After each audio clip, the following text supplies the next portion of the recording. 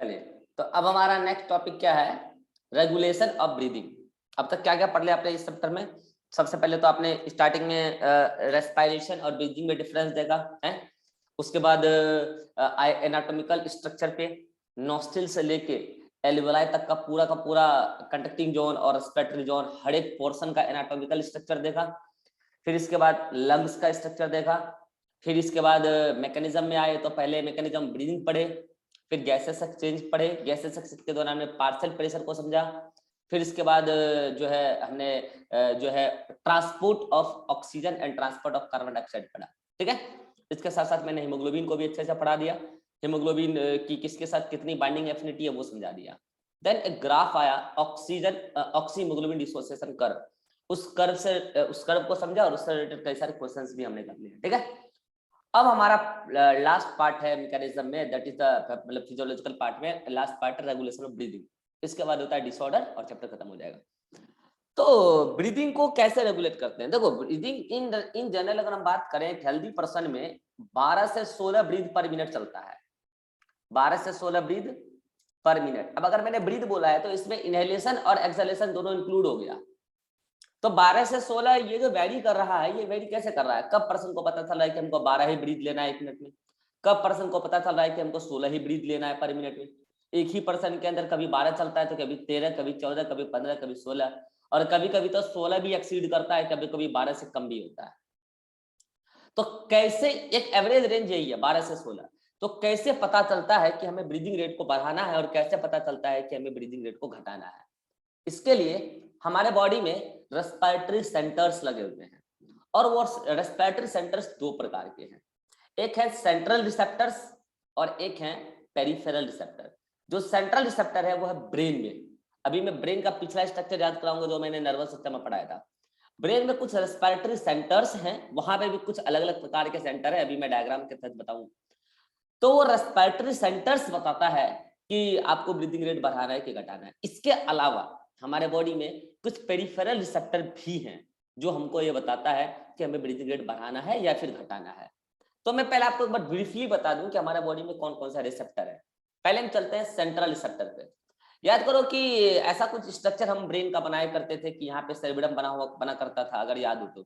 ये सेरेब्रम हुआ करता था है, फिर यहाँ पे मिड ब्रेन हुआ करता था, ये मिड ब्रेन। उसके बाद यहाँ पॉन्स हुआ करता था ऐसा कुछ, और इधर सेरिबेलम हुआ करता था, और फिर यहाँ से मेडुला ऑब्लंगाटा स्टार्ट होता था इस टाइप से।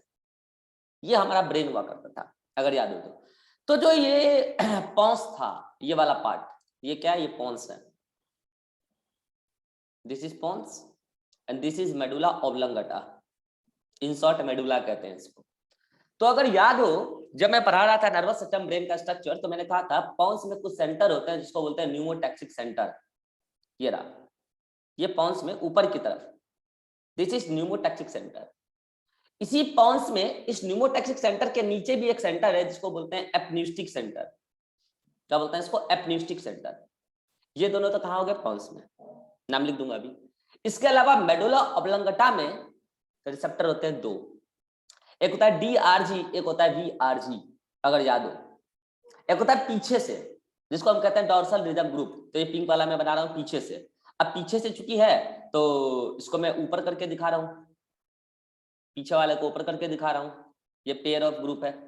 और जो नीचे से है वो यहाँ पे है, नीचे वाले को इस कलर से ले लो, ये है वेंट्रल रिदम ग्रुप। तो ये नीचे ऊपर एक्चुअली नहीं है, ये आगे पीछे है।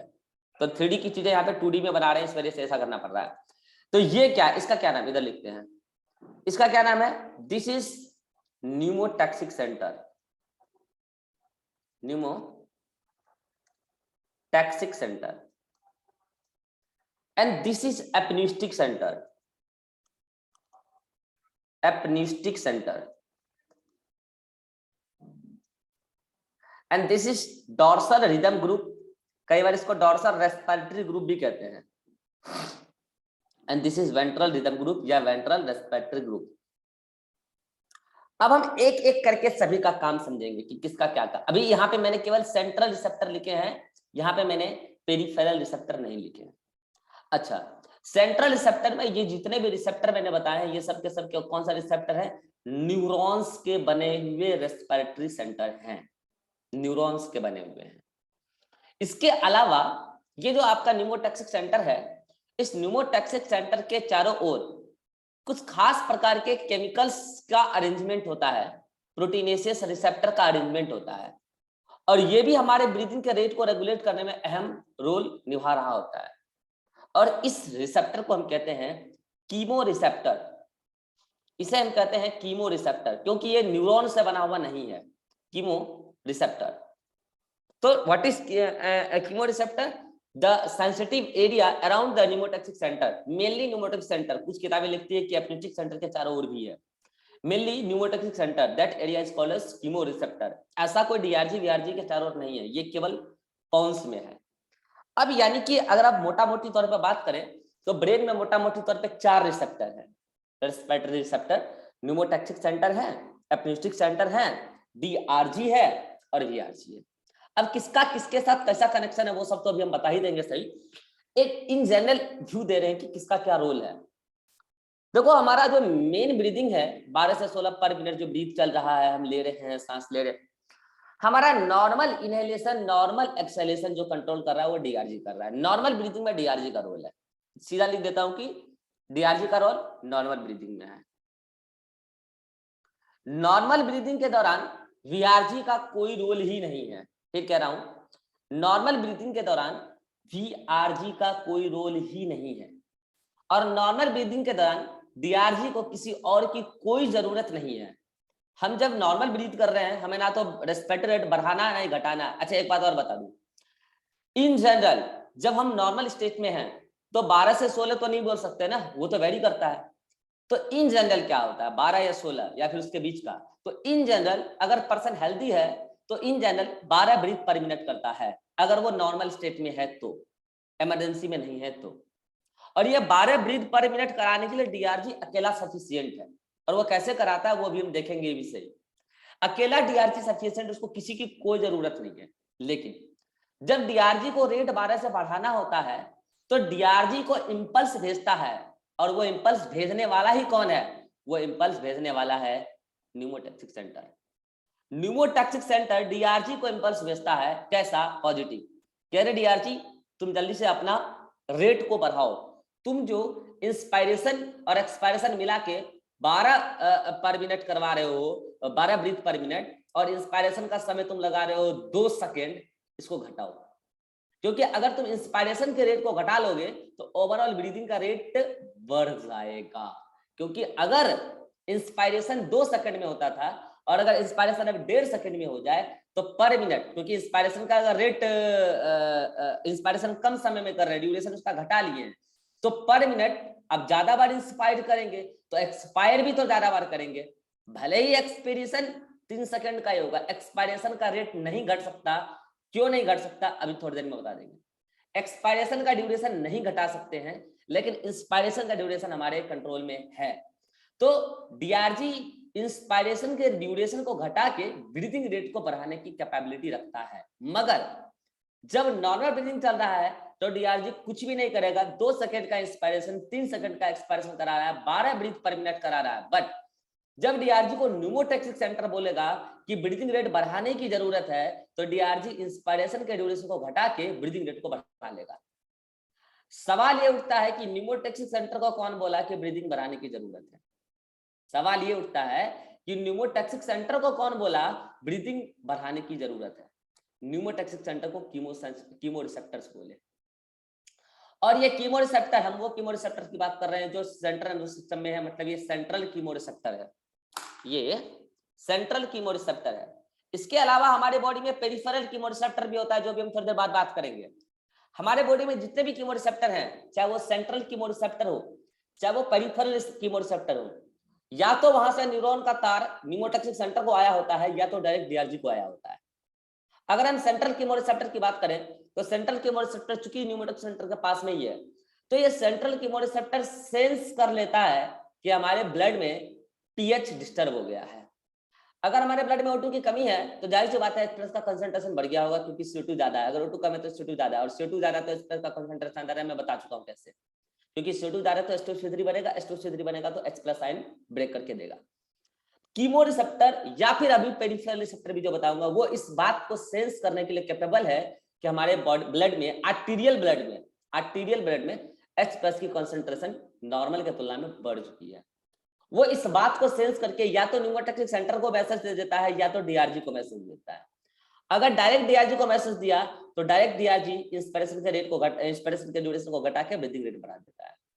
अगर न्यूमोटॉक्सिक सेंटर को इन्फॉर्मेशन भेजा गया कीमोरिसेप्टर के द्वारा तो न्यूमोटॉक्सिक सेंटर DRG को इंपल्स भेजता है कि DRG तुम जल्दी से इंस्पिरेशन का ड्यूरेशन घटाओ और ब्रीदिंग रेट को बढ़ाओ।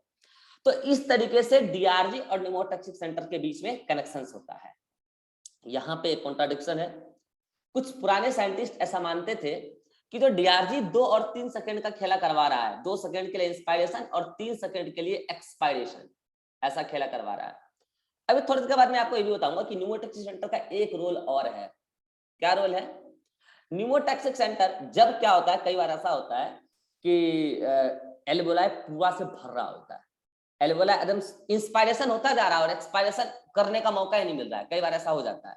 तो उस केस में एल्वेओलाई फट सकती है, लंग्स फट सकता है, क्योंकि एयर लेते जा रहे हैं और उसका यूटिलाइजेशन हो नहीं रहा और एक्सहेल नहीं कर रहे हैं। तो उस कंडीशन में न्यूमोटॉक्सिक सेंटर को इंपल्स आता है। कहां से आता है वो सारा चर्चा भी करेंगे।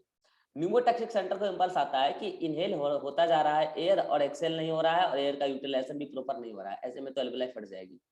तो न्यूमोटॉक्सिक सेंटर DRG को तुरंत से इंस्पायरेशन रोकने का मैसेज देता, माइनस, तुरंत से इंस्पायरेशन रोकने का मैसेज देता है। इंस्टेंट स्विच ऑफ मतलब कि तुरंत बोलता है DRG तुम इंपल्स भेजना बंद करो, जिस भी मसल को भेज रहे हो इंपल्स भेजना बंद करो, इंस्पायरेशन रोको, क्योंकि पहले एक्सपायरेशन अब कराओ और सेल को यूटिलाइज करने दो उस O2 को जो एयर गया है। ठीक है, तो ऐसा जब पता चला साइंटिस्टों को कि ड्यूरिंग द इमरजेंसी कंडीशन, जब कई बार एयर इनहेल हो रहा होता है और एक्सहेल नहीं हो रहा होता है बाय चांस, तो न्यूमोटॉक्सिक सेंटर DRG को डायरेक्ट स्विच ऑफ मैसेज भेजता है, इंस्टेंट स्विच ऑफ मैसेज। तो कुछ साइंटिस्ट को ऐसा गलतफहमी हो गया स्टार्टिंग पीरियड में कि ये जो DRG है, ये जो DRG 3 सेकंड के लिए, अच्छा एक बार बताओ, इंस्पायरेशन के लिए 2 सेकंड के लिए तो मैसेज आता है, इंपल्स इंस्पायरेशन में आता है, लेकिन एक्सपायरेशन में कोई मैसेज नहीं आना ही अपने आप में इंस्पायरेशन है, सॉरी एक्सपायरेशन है। तो कुछ साइंटिस्टों को ऐसा लगा क्योंकि न्यूमोटॉक्सिक सेंटर इमरजेंसी कंडीशन में DRG को बोलता है कि अरे तुम मैसेज मत भेजो, स्विच ऑफ करवाता है उसको। तो इसका मतलब हर 3 सेकंड के लिए न्यूमोटॉक्सिक सेंटर DRG को ऐसा बोलता होगा कि तुम मैसेज ना भेजो। समझ पा रहे हो कोरिलेशन कहां से हुआ?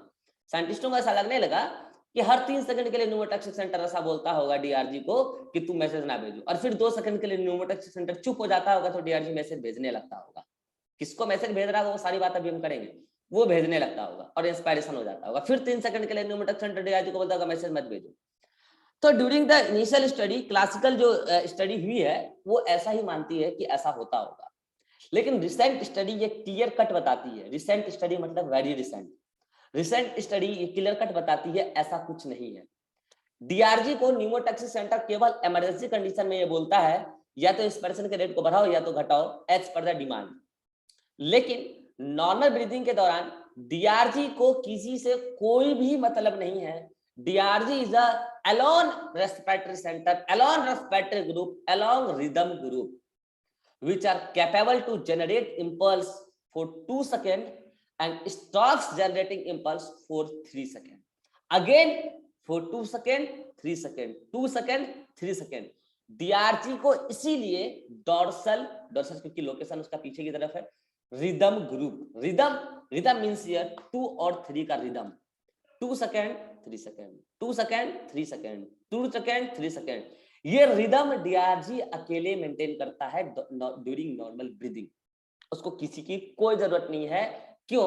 क्योंकि DRG के पास ऐसे रेस्पिरेटरी न्यूरॉन्स के वहां पे ग्रुप्स हैं जो 2 ही सेकंड के लिए इंपल्स बनाती है और फर्दर 3 सेकंड के लिए वो इंपल्स बनाना रोक देती है। तो DRG अकेले सफिशिएंट है। ठीक है, तो ये सब बात क्या हो गया, ये सब। अच्छा, तो DRG को न्यूमोटॉक्सिक सेंटर से तो इंपल्स आता ही है, इसके अलावा एक बात और बता दूं, न्यूमोटॉक्सिक सेंटर से कब आता है? जब इमरजेंसी में ब्रीदिंग का रेट बढ़ाना है तो, या किसी इमरजेंसी में ब्रीदिंग का रेट एकदम से रोक देना है तो। इसके अलावा DRG को इंपल्स हाइपोथैलेमस से भी आता है, लिम्बिक सिस्टम से भी आता है। हाइपोथैलेमस मैंने कहा था पूरे बॉडी का मास्टर है, वो मास्टर ऑफ मास्टर है। कई बार ऐसा होता है कि आप कुछ ज्यादा ही इमोशनल हो गए, IPL देख रहे हैं और आपको उम्मीद नहीं था कि मैच आपकी नेशन जीतेगी, और बाय चांस ऐसा हुआ कि लास्ट ओवर में मैच जीत गई, तो आप ऐसा फील कर रहे होंगे अचानक से आपका ब्रीदिंग रेट अचानक से चेंज होता है, अल्टर होता है। और उस समय चूंकि आपका वो इमोशनल स्टेटस है, वो इमरजेंसी नहीं है। इमरजेंसी होता है कि अचानक से कुछ ऐसा हो गया कि आपको भागना पड़ रहा है, उसको आप इमरजेंसी में काउंट करेंगे। लेकिन ये जो सिचुएशन आया है, आप उसको इमरजेंसी नहीं कहेंगे, मोर बेटर ये होगा कि आप उसको बोलेंगे इमोशनल इमरजेंसी, ये भी बोल सकते हैं। और उस समय इमोशनल इमरजेंसी हाइपोथैलेमस रेगुलेट कर रहा होता है, मैं पहले ही बात कर चुका हूं। क्योंकि ये खुशी का समय है और अचानक से इतना खुशी मिल गया है कि उसको आप टॉलरेट नहीं कर पा रहे हैं, तो उस समय डीआरजी को इंपल्स आता है हाइपोथैलेमस से रेस्पिरेशन को रेगुलेट करने के लिए। एक तो वो, दूसरा लिम्बिक सिस्टम। कई बार ऐसा होता है कि आपका कोई परिवार का कोई सदस्य खो चुका है और कई वर्षों से मिल नहीं रहा है, अचानक से ऐसा हुआ कि कहीं पे भी आपको किसी रास्ते में देखने को मिल गया। अब अचानक से ऐसा हुआ, आप ऐसा इमोशनल हुए, ना तो रो पा रहे हैं, ना ही हंस पा रहे हैं, ना ही खुश हो पा रहे हैं, ना ही दुख हो पा रहे हैं। एकदम अचानक से ऐसा मूड चेंज होता है, अचानक से ऐसा हो जाता है कि मतलब एक नाउम्मीद चीजें आपको मिल गई है कि जिसकी उम्मीद नहीं थी कि वो लौट के आएगा। तो उस समय चूंकि वो एक तरीके से वो इमोशंस तो है ही सही, लेकिन इमोशन के अलावा ये लव से रिलेटेड है। मैंने पहले भी बोला था कि जो भी चीज इमोशंस में स्पेसिफिकली लव, हैप्पीनेस, इस सब चीज से रिलेटेड होगा, तो लिम्बिक सिस्टम उसको रेगुलेट करता है। लिम्बिक सिस्टम का पार्ट हाइपोथैलेमस भी है। तो लिम्बिक सिस्टम से फिर इंपल्स आता है डीआरजी को। लिम्बिक सिस्टम में कई सारी चीजें मैंने बताया था, तो डीआरजी को इंपल्स आता है कि अपने आप को संभालो और अपने आप के ब्रीदिंग रेट को थोड़ा रेगुलेट करो। तो डीआरजी को न्यूमोटॉक्सिक सेंटर से तो मैसेज आता ही है सही, लेकिन एज पर रिक्वायरमेंट डीआरजी को इंपल्स हाइपोथैलेमस और लिम्बिक सिस्टम से भी आता है। इन जनरल नॉर्मल ब्रीदिंग के दौरान डीआरजी को किसी की कोई जरूरत नहीं है। डीआरजी अकेला सफिशिएंट है वो अपना सारा वर्क कराने के लिए। ये तो हुआ, मैंने इन शॉर्ट बताया अभी कि न्यूमोटॉक्सिक सेंटर का क्या काम है, डीआरजी का क्या काम है। अब चलते हैं वीआरजी, अभी मैं डिटेल में लूंगा सबको। अब चलते हैं वीआरजी। वीआरजी क्या करता है भाई? अच्छा, पहले एपनिस्टिक सेंटर की बात कर लेते हैं। कई बार ऐसा होता है कि आपको डीप इनहेलेशन करना होता है।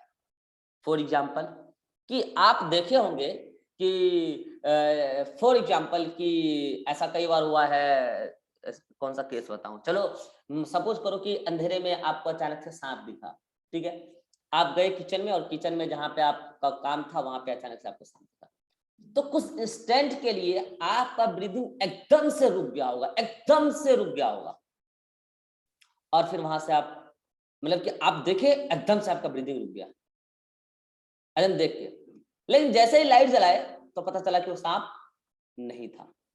आप सोचे कि भागना है, लेकिन भागने से पहले आपने क्या सोचा, क्योंकि आप थोड़े से चालाक थे, तो आप सोचे भागने से पहले देख लें कि भागना किधर है। आपने मोबाइल का टॉर्च जलाया और आपने देखा कि वो सांप नहीं है। जैसे ही आपने देखा वो सांप नहीं है, तो आपने फील किया होगा, एकदम डीप इनहेल करते हैं तब, क्योंकि जैसे ही आपको लगा था वो सांप है, तो इंस्टेंट सेकंड के लिए आपका ब्रीथ रुक चुका था। और जैसे ही आपको ये क्लियर हो गया कि कोई डेंजर नहीं है, तो एकदम से आप डीप इनहेल करते हैं, क्योंकि इससे पहले आपका रेस्पिरेटरी सिस्टम थोड़ी देर के लिए हाईजेक हो गया था, थोड़ी देर के लिए होल्ड हो गया था। तो आप एकदम से जो डीप इनहेलेशन करते हैं, ये डीप इनहेलेशन के लिए एपनिस्टिक सेंटर डीआरजी को इंपल्स भेजता है कि डीआरजी इंस्पायरेशन का ड्यूरेशन बढ़ा दो, इंस्पायरेशन ड्यूरेशन बढ़ा दो, क्योंकि डीप इनहेलेशन करना है। तो इंस्पिरेशन के बढ़ाने का इंपल्स भेजता है कौन? एपनिस्टिक सेंटर। तो एपनिस्टिक सेंटर का क्या रोल हो गया? For deep inhalation. देखो, एपनिस्टिक सेंटर न्यूमोटॉक्सिक सेंटर डायरेक्ट कुछ भी नहीं कर सकता है, फिर बता रहा हूं। ये सब आदेश देने वाले सेंटर है और ये आदेश देता है डीआरजी को, क्योंकि वर्किंग रोल डीआरजी का है। तो एपनिस्टिक सेंटर किस चीज के लिए हो गया? For deep inhalation. Pneumotaxic centre किस चीज के लिए हो गया? For the regulation of breathing during the emergency condition. और स्विच ऑफ पॉइंट भी बोल सकते हो, न्यूमेटिक सेंटर को स्विच ऑफ पॉइंट है वो, डीआरजी को डायरेक्ट बोलता है स्विच ऑफ करो मैसेज, ठीक है। अब आते हैं वीआरजी पे, वेंट्रल रिदम ग्रुप, ठीक है। वेंट्रल रिदम ग्रुप कब काम आता है? जब आप फोर्सफुल ब्रीदिंग कर रहे होते हैं, तब फोर्सफुल ब्रीदिंग के दौरान वेंट्रल रिदम ग्रुप ही काम आता है। फोर्सफुल ब्रीदिंग के दौरान वेंट्रल रिदम ग्रुप ही काम आता है। इसके साथ साथ मैं आपको एक बार बता दूं कि जब आप फोर्सफुल ब्रीदिंग कर रहे होते हैं तो केवल अकेला वीआरजी फोर्सफुल ब्रीदिंग नहीं करा सकता है, वीआरजी प्लस डीआरजी मिलके फोर्सफुल ब्रीदिंग कराता है। मैं फिर कह रहा हूं, नॉर्मल ब्रीदिंग में अकेला डीआरजी का रोल है, बट जब फोर्सफुल ब्रीदिंग करना होता है तो वीआरजी तो रोल प्ले कर ही रहा होता है और साथ में ये डीआरजी भी फोर्सफुल ब्रीदिंग में वर्क कर रहा होता है। कैसे कर रहा होता है वो अभी सब डायग्राम से आपको सब कुछ क्लियर हो जाएगा, उसके लिए चिंता ना करो। तो कुल मिला के मैंने आपको निमोटॉक्सिक सेंटर, एपनिस्टिक सेंटर, डीआरजी, वीआरजी इसका रोल बताया। अभी मैं कीमोरिसेप्टर को नहीं छोड़ूंगा क्योंकि कीमोरिसेप्टर अलग से लेंगे। अभी मैंने जो कुछ भी बताया है इसको एक बार नोट्स में मैं इन शॉर्ट दिखा दूं, फिर मैं डायग्राम से एकदम डिटेल में लेके चलेंगे चीजों को।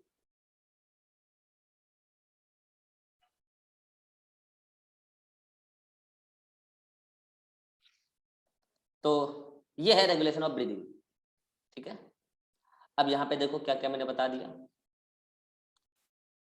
तो we have ability to maintain और मॉडरेट ब्रीदिंग रेट। हम अपने ब्रीदिंग रेट को मेंटेन भी कर सकते हैं, कितना 12 मान लो मेंटेन कर सकते हैं, और उसको मॉडरेट भी कर सकते हैं, हम 12 से बढ़ा भी सकते हैं, 16 तक चल सकते हैं, ठीक है। To fulfil demand of our tissue, tissue के डिमांड के अकॉर्डिंग हम मॉडरेट कर सकते हैं। And this is done by our neural system, जैसा कि मैंने अभी आपको बताया। अब हम बात करते हैं हमारे बॉडी के अंदर न्यूरल कंट्रोल ऑफ ब्रीदिंग की, ठीक है। Neural control of breathing, we have respiratory rhythm centre, rhythm मतलब वही 2 और 3 का rhythm, which have 2 respiratory group DRG and VRG, 2 respiratory group to maintain respiratory rhythm, वही 2 और 3 वाला रिदम, ठीक है। अब ये वीआरजी कैसे मेंटेन करेगा उसका भी बात करेंगे अभी, ठीक है। इन मेडुला ऑब्लंगाटा, ये दोनों कहां है, मेडुला ऑब्लंगाटा में। And 2 respiratory centres in pons, one is pneumotaxic centre and one is apneustic centre. अब डायग्राम देखो, यही डायग्राम मैं अभी थोड़ी देर पहले आपको बता रहा था, ठीक है। यहाँ पे ये है पॉन्स, ये मैंने थोड़ा कट सेक्शन बताया, ठीक है।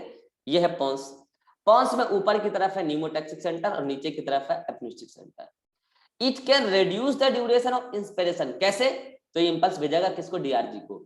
It can reduce the duration of inspiration and thereby can increase the breathing rate, क्योंकि इंस्पिरेशन 2 सेकंड से कम में होने लगेगा तो ओवरऑल ब्रीदिंग रेट बढ़ जाएगा ना। एक ही मिनट में ज्यादा बार इंस्पायर करेंगे तो ज्यादा बार एक्सपायर भी करेंगे तो ब्रीदिंग रेट बढ़ जाएगा ना, ठीक है। अब आते हैं apneustic centre, it is for deep inhalation, और ये डीप इनहेलेशन इनवॉलंटरी है। वो सांप को देखना और सांस रोक लेना वो आपने नहीं किया है, वो इनवॉलंटरीली हुआ है। उसके बाद जो आपको डीप इनहेलेशन करना है वो एपनिस्टिक सेंटर मैसेज भेजेगा किसको, डीआरजी को, तब डीप इनहेलेशन करोगे। DRG found in dorsal side of medulla oblongata and regulate the normal breathing rate, normal inspiration normal expiration. अच्छा, अभी ये बताऊंगा कि इसके पास केवल इंस्पिरेटरी न्यूरॉन होता है, जबकि वीआरजी के पास इंस्पिरेटरी और एक्सपिरेटरी दोनों न्यूरॉन होता है, अभी बताऊंगा, ठीक है। अब आता है किस पे, फाउंड, अच्छा वीआरजी का थोड़ा और डीआरजी का थोड़ा लोकेशन समझो, अदरवाइज कंफ्यूजन हमेशा होता है। सपोज करो कि ये पूरा का पूरा मेडुला ऑब्लंगाटा है, ठीक है। अब ये आगे की तरफ, यहाँ पे आगे की तरफ सॉरी पीछे की तरफ क्या है, डीआरजी। मान लो कि ये दो क्या है, ये है डीआरजी, डीआरजी।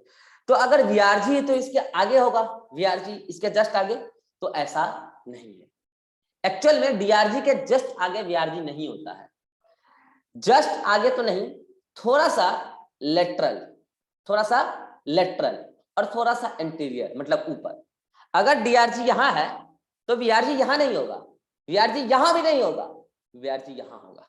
फिर बता रहा हूं, अगर डीआरजी यहां है तो लगता है कि वीआरजी आगे होगा तो यहां होगा, नहीं। अगर डीआरजी यहां है तो वीआरजी यहां भी नहीं है, थोड़ा सा ऊपर वहां पे भी नहीं है, ऊपर में थोड़ा सा साइड में है। इसी को लिखा है आपकी किताब में कि VRG found on anterior lateral side of DRG. Anterior मतलब थोड़ा सा ऊपर, और lateral, lateral on ventral side of medulla oblongata. तीन डायरेक्शन की बात आई है। पहले तो डीआरजी के वेंट्रल जाओ, यानी कि आगे जाओ मेडुला ऑब्लंगाटा में, फिर थोड़ा सा ऊपर जाओ और फिर थोड़ा सा साइड जाओ, तब आपको देखने को मिलेगा ventral rhythm group. Regulates forceful breathing, inspiration expiration दोनों को रेगुलेट करेगा, कैसे करेगा अभी बता देंगे। And remains inactive breathing, normal breathing, normal breathing के दौरान इसका कोई रोल नहीं है। फिर यहाँ पे देखो, pneumotaxic centre can moderate the function of respiratory rhythm centre. अभी मैंने कहा न्यूमोटॉक्सिक सेंटर डीआरजी को रेगुलेट करता है।